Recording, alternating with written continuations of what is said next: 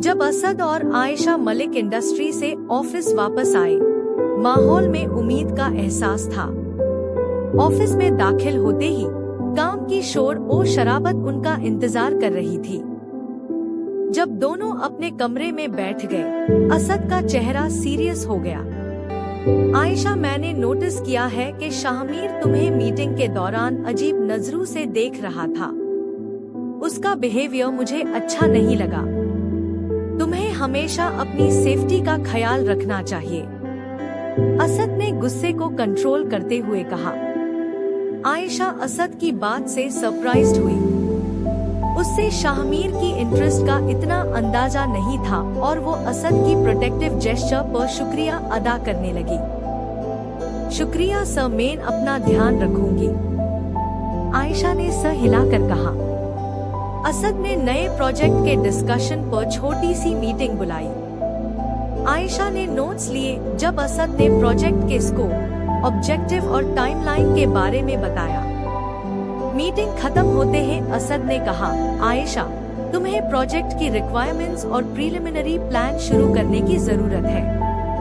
हाँ सर, मैं अभी शुरू कर दूंगी, कहते ही आयशा ने प्रोजेक्ट पर काम करना शुरू किया। काम शुरू करते ही उससे सेंस ऑफ डिटर्मिनेशन फील हुआ।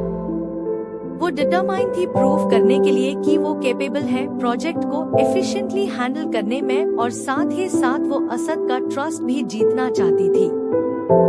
इसी दौरान असद ने अपने सेट ऑफ टास्क्स को रिव्यू किया और अलाइनमेंट को इंश्योर किया आयशा के एफर्ट्स से। उसने आयशा के एबिलिटीज पर ट्रस्ट किया, लेकिन दिमाग में प्रोजेक्ट के प्रोग्रेस पर नजर रखने का भी इरादा बनाया। सर, मैंने हमारे डिस्कशन के बेसिस पर एक आउटलाइन तैयार किया है। ये है जो मैंने सोचा है। आयशा ने अपना प्लान टेबल पर रख दिया, जो प्रोजेक्ट के ऑब्जेक्टिव्स, टाइमलाइन और रिसोर्स के रिक्वायरमेंट को दर्शा रहा था। असद अप्रूविंग नोट करते हुए कहता है, बहुत अच्छा काम किया है आयशा, तुमने सभी बेसिस को अच्छे से कवर किया है। अब चलो इम्प्लीमेंटेशन स्ट्रैटेजी डिस्कस करते हैं।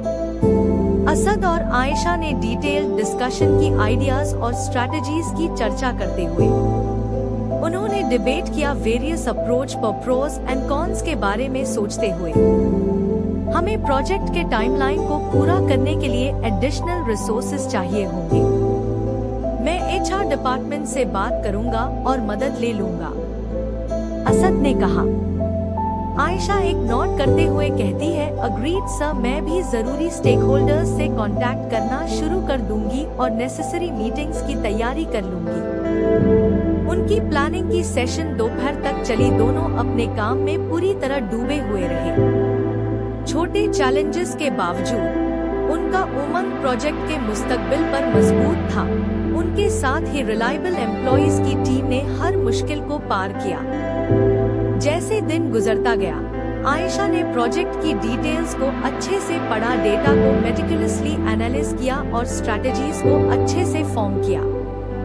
उसने जरूरी स्टेक होल्डर्स से मीटिंग्स भी की अपने अप्रोच को समझाने के लिए। इस दौरान असद ने HR डिपार्टमेंट से मीटिंग की प्रोजेक्ट के रिसर्च एलोकेशन को डिस्कस करने के लिए। उससे टॉप टैलेंटेड एम्प्लॉइज की टीम चाहिए थी ताकि वो लोग के सपोर्ट से प्लान इफेक्टिवली एग्जीक्यूट हो सके। जैसे दिन खत्म होने का वक्त करीब आया, आयशा और असद ने अपने प्रोग्रेस को रिव्यू किया और फिर अपने नेक्स्ट स्टेप को फाइनलाइज किया। आयशा, स्टेक होल्डर्स के साथ मीटिंग्स कैसी चल रही है? असद ने सवाल किया। सर, मैंने कुछ प्रोग्रेस किया है। मैंने कुछ इम्पोर्टेंट स्टेक होल्डर्स के साथ मीटिंग शेड्यूल की है और उनका इनपुट प्रोजेक्ट के लिए गैदर करना शुरू किया है, आयशा ने जवाब देते हुए कहा। अच्छा काम है आयशा, मुझे सभी नए अपडेट्स देते रहो। हमें डेडलाइंस मीट करने के लिए आगे रहना होगा, असद ने अप्रूविंगली कहा। आयशा नोडेड। उसके आंखों में डिटर्मिनेशन का एहसास था। वो बहुत ग्रेटफुल थी असद के गाइडेंस एंड सपोर्ट के लिए। यह जानते हुए कि वो एक फॉर्मिडेबल टीम बनते हैं जो किसी भी मुश्किल का सामना कर सकते हैं। असद और आयशा इस बात से अनजान थे कि एक दूसरी कंपनी उनके प्रोजेक्ट को सीक्रेटली नुकसान पहुंचाने का इरादा कर रही है। दूसरी कंपनी के सीईओ, जिसकी असद से पर्सनल दुश्मनी थी, वो इस प्रोजेक्ट को एक मौका समझ रहा था असद की इज्जत को धब्बा लगाने और कंपनी के क्लाइंट्स चुराने का।